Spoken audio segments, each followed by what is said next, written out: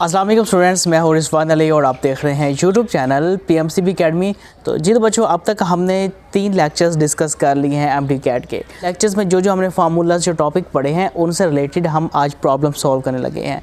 तो मैं कोशिश कर रहा हूं कि डेली 2 वीडियोज़ अपलोड करूं। एक वीडियो में प्रॉब्लम सॉल्व करना आपको सिखाऊँगा और दूसरी वीडियो में वही हमारी सीरीज़ एमडी-कैट की चलती रहेगी, जिनमें हम अपने बेसिक कंसेप्ट क्लियर करेंगे ताकि उन कंसेप्ट के ऊपर हम प्रॉब्लम्स को सॉल्व करना सीख जाएँ। हम चलते हैं अपने पहले प्रॉब्लम की तरफ। तो क्वेश्चन नंबर 1 की तरफ चलते हैं। अब मैं क्वेश्चन नंबर 1 की स्टेटमेंट बिल्कुल नहीं लिखी ताकि हमारा टाइम वेस्ट ना हो। मैं आपको सारा सिनेरियो समझा देता हूँ कि इसमें उसने पूछा क्या है और हमने फाइंड क्या करना है। उसने ये कहा है कि आपके पास एक सर्कुलर ट्रैक है और सर्कुलर ट्रैक के ऊपर आपके पास एक गाड़ी है जो कांस्टेंट स्पीड से मूव कर रही है, ठीक है, और वो अपना एक चक्कर t = 62.8 सेकेंड यानी 62.8 सेकेंड भी अपना एक चक्कर कंप्लीट करती है। और सर्कल का रेडियस हमें दिया हुआ है 100 मीटर और हमने क्या फाइंड करनी है, जब ये अपना एक चक्कर कंप्लीट करती है तो उसकी एवरेज स्पीड फाइंड करनी है और हमने इसका एवरेज वेलोसिटी फाइंड करनी है। तो बारी बारी दोनों को हम फाइंड करते हैं, देखते हैं एवरेज स्पीड कितनी होगी और एवरेज वेलोसिटी कितनी होगी। तो कंसेप्ट्स मैं पहले ही लेक्चर में डिलीवर कर चुका हूँ, तो उन्हीं का ही हम इस्तेमाल करेंगे, कहीं और से कोई फार्मूला हम नहीं लाने वाले। सबसे पहले वेलोसिटी का फार्मूला लिखते हैं जी। वेलोसिटी का फार्मूला होता है डिस्प्लेसमेंट बटा टाइम। अब देखिएगा, मैंने आपको बताया था अगर बॉडी जहाँ से स्टार्ट कर रही है अगर वहीं पर ही वापस आ जाती है तो मैंने कहा था आपका जो डिस्प्लेसमेंट होता है वो 0 होता है। अब देखिएगा डिस्प्लेसमेंट आपका 0 है तो 0 बाय समथिंग आपका 0 होता है, तो आपकी जो वेलोसिटी है वो 0 होगी। ठीक हो गया। अब हम चलते हैं स्पीड। अब देखते हैं एवरेज स्पीड कितनी है। तो एवरेज स्पीड का फार्मूला होता है S/T। अब उसने एक चक्कर में कितना फासला है कि यानी यहाँ से गई और यहाँ पर वापस आ गई। जब एक सर्कल में एक चक्कर मुकम्मल किया जाता है और कहा जाता है कि बताएं कितना डिस्टेंस हो गया, आपने बिल्कुल नहीं घबराना, जस्ट आपने सर्कमफ्रेंस का फार्मूला पुट कर देना है डिस्टेंस की जगह पर। तो यहाँ पर हम डिस्टेंस की जगह पर सर्कमफ्रेंस का फार्मूला पुट करेंगे, नीचे T आ गया। अब देखिए तमाम वैल्यूज़ गिवन है आपको।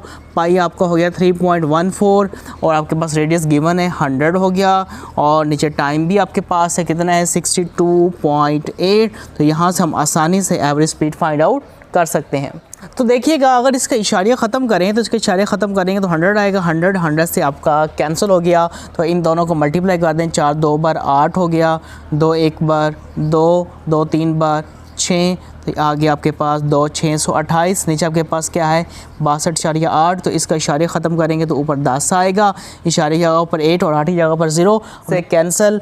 और आपकी जो एवरेज स्पीड आ गई वो आपके पास आ गई 10 मीटर पर सेकंड। तो आपकी एवरेज स्पीड 10 मीटर पर सेकंड है और आपकी एवरेज वेलोसिटी बच्चे 0 है। ये क्वेश्चन नंबर 2 की तरफ चलते हैं। तो अब हम चलने लगे हैं आउटिंग पे, बाहर सैर पे जाने लगे हैं। तो हमने अपनी गाड़ी में बैठ गए और हमने 200 किलोमीटर का सफ़र करना है, लॉन्ग ड्राइव करनी है। तो अब आपने जिस जो 100 किलोमीटर का सफ़र है ना, यानी हाफ़ डिस्टेंस 200 का जो हाफ़ डिस्टेंस है यानी 100 किलोमीटर, वो आपने जी 40 किलोमीटर पर हॉर की रफ्तार से कवर किया। और जो अगला 100 किलोमीटर का डिस्टेंस है उसको आपने v स्पीड से कवर किया, ठीक है। तो पहली स्पीड कितनी थी 40, फिर कितनी है v। तो हमने ये बताना है कि ये v कितनी है। पूरी जर्नी की एवरेज स्पीड आपको दी हुई है 48 किलोमीटर पर हॉर।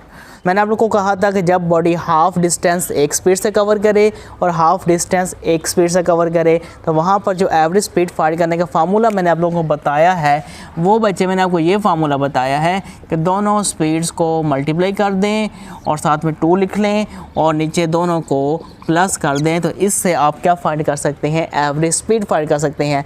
अब यहाँ पे अब एवरेज तो दी हुई है तो एवरेज की वैल्यू पुट कर देंगे और देखें v1 कितना है 40 है और v2 v जो हमने फाइंड करना है इसको हम v क्या देते हैं 40 + v। तो मसला तो यहाँ पे हल हो गया। जैसे इसको सिंपलीफाई करना है तो वो तो मुझे पता है आप लोग एक्सपर्ट होंगे, इंटेलिजेंट बच्चे हैं ना आप लोग।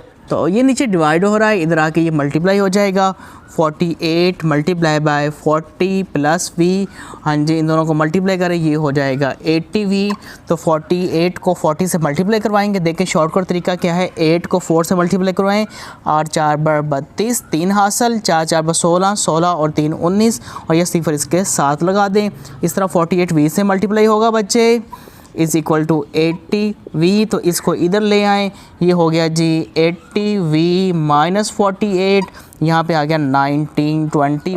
अब यहाँ पे इनको सब्ट्रैक्ट करना है जी, सब्ट्रैक्ट करेंगे ये आपके पास बन जाता है 32v। तो आपके पास आ गया 19, 20, दोनों तरफ 32 से डिवाइड कर दें तो ये 32 से कैंसिल, तो इन दोनों को डिवाइड करते हैं जी। चलें डिवाइड कर लेते हैं, 19, 20 डिवाइड बाय 32 तो ये 6 पे जाएगा, 6 2 12, 6 3 18 और 1 हासिल 19, तो ये सिफर ऊपर चली गई। तो बच्चे आपका आंसर कितना आ गया 60 किलोमीटर पर हॉर।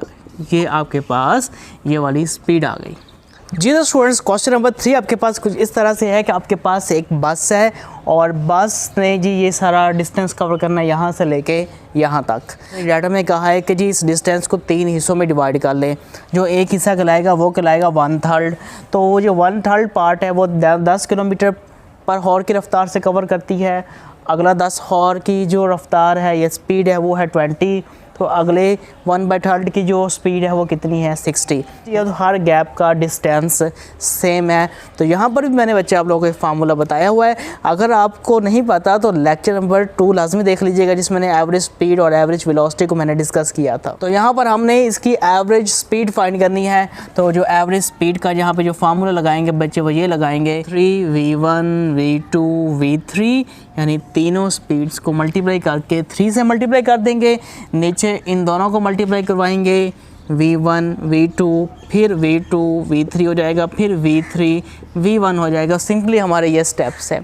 तो अब हमने इसमें वैल्यूज़ पुट करनी है जी। देखिएगा v1 आपके पास 10 है, v2 आपके पास 20 है, v3 आपके पास 60 है जी। तो v1 आपके पास 10 है, v2 20 है, प्लस फिर v2 20 है, v3 आपके पास 60 है, देन v3 60 है और v1 आपके पास 10 है। तो अब हम इसको सिंपलीफाई करने लगे हैं जी। तो अब इन तीनों को मल्टीप्लाई करवाते हैं। याद रखिएगा जब रकमों को मल्टीप्लाई करवाएं साथ में ज़ीरोज़ आ रही हों तो उनको साइड पे कर लिया करें और उनके साथ बाद में लिपेंगे। अब यहाँ पे 3 ज़ीरोज़ 1 2 3, इन तीनों को मैंने अलग कर दिया। अब ज़ीरो के अलावा जितनी भी रकमें हैं, कौन सी रकमें बच गई 2 6 3 और 1, इनको ज़रब दें। 6 2 12, 12 1 12, 12 3 36, ये हो गया 36 और ये 3 सिफरें उठाएं और इसके साथ लगा दें। ठीक हो गया। अच्छा इन दोनों को मल्टीप्लाई करवाएं। 2 1 2, 2 सिफरें उठाएं इसके साथ लगाएं। 6 2 12, 2 सिफरें उठाएं इसके साथ लगाएं। 6 1 6, 2 सिफरें उठाएं और इसके साथ लगाएं। अब सिंपली इनको प्लस कर दें।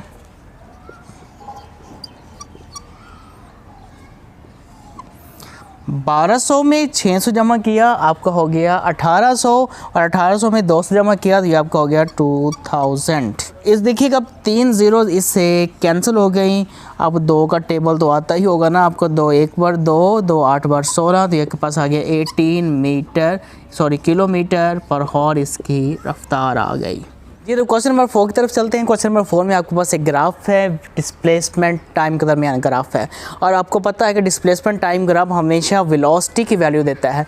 तो यहाँ से ये पूछा जा रहा है कि A B C D इन चारों मकाम पर किस जगह आपकी वेलोसिटी सबसे ज़्यादा होगी। याद रखिएगा जहाँ पर स्लोप ज़्यादा होगा वहाँ पर वेलोसिटी भी ज़्यादा होगी। तो अब यहाँ पर कोई कैलकुलेशन करने की ज़रूरत नहीं है। अब यहाँ पे इसको देख के ही बता सकते हैं स्लोप कहाँ पर ज़्यादा है। स्लोप मतलब ढलवान, तो मैथमेटिकली हमें जानने की ज़रूरत नहीं है। देखें यहाँ पे स्लोप कम है और इस मकाम पर सी मकाम पर आपका स्लोप ज़्यादा है, तो हम कहेंगे सी पॉइंट पर आपकी वेलोसिटी मैक्सिमम है। तो जी तो स्टूडेंट्स अगेन आपके पास डिस्प्लेसमेंट और टाइम के दरमियान ग्राफ आ गया और ये आपके क्वेश्चन नंबर 5 है। तो लेकिन इसमें आपको ये बताना है कि किस मकाम पर आपकी वेलोसिटी नेगेटिव होगी, सी पर, डी पर, ई पर या एफ पर। तो सबसे पहले नेगेटिव का ग्राफ देख लें। नेगेटिव वेलोसिटी का ग्राफ बच्चे इस तरह बनता है। ये अगर यहाँ पर आपके पास टाइम है या डिस्प्लेसमेंट है तो नेगेटिव वेलोसिटी का ग्राफ इस तरह बनता है। जब एंगल आपका ग्रेटर देन 90 होता है तो वहाँ पर जो ग्राफ बन रहा होता है नेगेटिव वेलोसिटी का ग्राफ बन रहा होता है। तो मैंने इसको एक्सप्लेन किया हुआ है लेक्चर में। अगर हम एंगल चेक करें तो यहाँ पर जो एंगल होगा ई पॉइंट पर वो ग्रेटर देन 90 डिग्री का एंगल होगा, क्योंकि यहाँ पर इस तरह 90 बन जाता है ना। वर्टिकल लाइन ड्रा करें तो यहाँ पे 90 का एंगल बनता है। तो इसका मतलब है ये मज़ीद आगे एक्सटेंड हो रहा है, जिसका मतलब यहाँ पे जो एंगल बन रहा है वो 90 से बड़ा बन रहा है। तो ये वाला जो ग्राफ है तो ई पॉइंट पर आपकी जो वेलोसिटी होगी वो नेगेटिव होगी तो इससे भी अपन अंदाज़ा लगा सकते हैं जो कर्व इस तरह होगी, जैसे ये है इस ई पॉइंट पर, तो वहाँ पर आपकी वेलोसिटी नेगेटिव होती है। जीरो बच्चों, अब आप जा रहे हैं गाड़ी पे। जैसे आप गाड़ी पे जा रहे हैं तो आपने 10 किलोमीटर सफ़र किया गाड़ी पर 12 किलोमीटर पर हॉर की रफ्तार से, ठीक है। फिर आपने 12 किलोमीटर डिस्टेंस कवर किया 10 किलोमीटर पर हॉर की रफ्तार से। तो अब यहाँ पे अब आपने एवरेज स्पीड फाइंड करनी है। तो अब यहाँ पे पिछला फार्मूला नहीं लगा सकते। पिछला जो सिनेरियो था एवरेज वेलोसिटी का वो ये था कि दोनों डिस्टेंसेस सेम थे। अब यहाँ पे दोनों डिस्टेंसेस क्या हैं, डिफरेंट है। अब यहाँ पे मैंने आपको एक और फार्मूला बताया था, वो फार्मूला मैंने आपको ये बताया था कि एवरेज वेलोसिटी इस सिनेरियो में कैसे फाइंड करते हैं, S1 + S2 divide by S1 divide by V1 S2 divide by V2। तो बच्चे इस फार्मूले से हम एवरेज स्पीड फाइंड करेंगे। सिंपली अब हम इसके अंदर वैल्यूज़ पुट कर देते हैं जी। तो एवरेज स्पीड S1 आपका 10 है, S2 आपका 12 है, अब 10, और V1 आपका जी 12 है, S2 आपका 12 है और V2 आपका 10 है। 10 और 12 को जब किया तो आपके पास होगी 22। अब हम इनको सॉल्व करते हैं। अब इनको कैसे सॉल्व करना है देखिएगा। तो इनके काफ़ी सारे तरीके हैं, लेकिन आसान तरीका मैं आपको करवाने लगा हूँ। इनका हम ले लेते हैं पहले LCM। तो LCM लेते हैं जी 12 और 10। तो इसका देखिएगा क्या LCM आता है। तो देखिए पहले 2 पे जाएगा, 2 6 बार 12, 2 5 बार 10, फिर 2 3 बार 6 और 5 पे 3 पे चला गया और फिर 5 पे चला जाएगा। ये तो आपको करना आता होगा ना, अगर आता है तो बहुत जल्दी हो जाएगा। 2 2 बार 4, 4 3 बार 12, 12 5 बार 60 होता है। तो टेबल भी आपको आने चाहिए। LCM आ गया जी कितना, 60। अब ये 60 है ना, इसको 12 पे डिवाइड करना है। देखिएगा 60 को 12 पे डिवाइड करेंगे, 12 5 पर 60 होता है। अब ये 5 आ गया, उसको पूरे रकम से मल्टीप्लाई करें, 10 है तो 5 10 बार कितना हो गया, 50 हो गया। अब ये जो अब दोबारा क्या करना है, 60 को अब 10 पे डिवाइड करना है, तो ये आ गया 6। अब 6 को 12 से मल्टीप्लाई करवाना है, तो ये हो जाता है जी 72।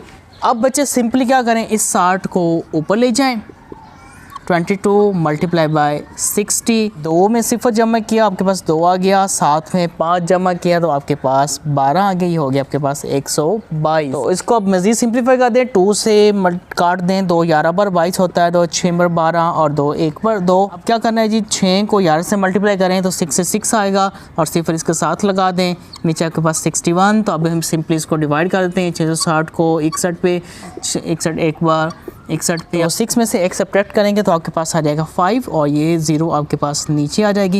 ये हो गया 50। 50 छोटा है और 61 आपका बड़ा है।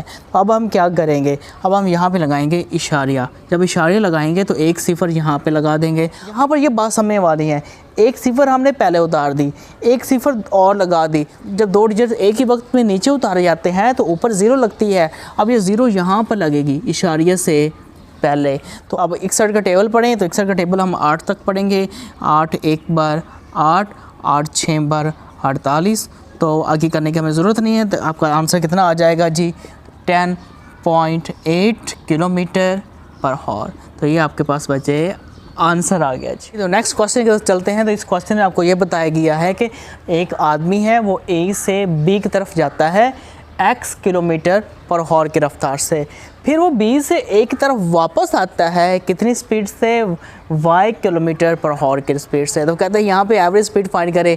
अब देखें जितना उसने जाने में डिस्टेंस कवर किया उतना ही उसने आने में डिस्टेंस कवर किया। स्पीड्स डिफरेंट हैं, जाने की स्पीड x है और वापस आने की स्पीड y है। जब ये सिचुएशन हो, डिस्टेंस सेम हो, स्पीड्स डिफरेंट हो, तो वहाँ पे जो हम एवरेज स्पीड फाइंड करते हैं, तो हमने ये फार्मूला पहले भी इस्तेमाल कर लिया है, वहाँ पे ये फार्मूला इस्तेमाल करेंगे 2v1 v2 divide by v1 plus v2। अगर 2 गैप्स हो तो 3 गैप्स हो तो वहाँ पे आपने 3v1 v2 v3 लिखना है। तो वो बस वाला हमने क्वेश्चन सॉल्व किया था। तो यहाँ पे 2 गैप्स हैं, एक जाने का और एक आने का। तो देखिएगा 2v1 आपके पास x है, v2 आपके पास y है, और v1 आपका x है और v2 आपका y है। तो बच्चे यही आपका आंसर है। तो बच्चे नेक्स्ट क्वेश्चन में आपके पास एक ट्रेन है जो A मकाम से चलना शुरू करती है और B मकाम तक पहुंचती है।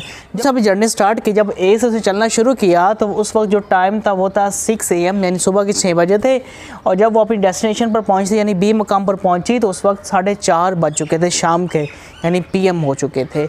ठीक है। तो उसकी जो एवरेज स्पीड है वो है 48 किलोमीटर पर आवर। तो आपने दरमियान में फासला फाइंड करना है। तो आप सिंपली घंटे काउंट कर लें, सुबह 6 से लेके शाम 4:30 बजे तक कितने घंटे बनते हैं। तो बच्चे आपके पास 10.5 घंटे बनते हैं।